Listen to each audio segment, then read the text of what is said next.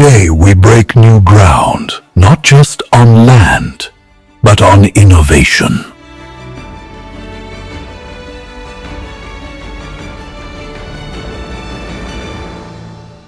Namaskar. Good morning, ladies and gentlemen. Laying the foundation stone for second plant in India reflects our focus on not just growing as a brand, but to grow with the people and the community of India.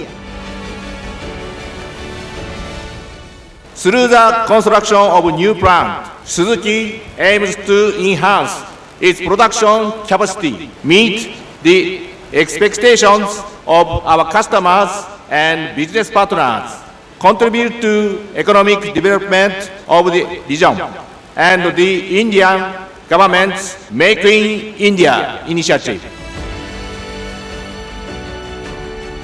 Our deep gratitude to the government officials for your guidance and timely approvals and cooperation.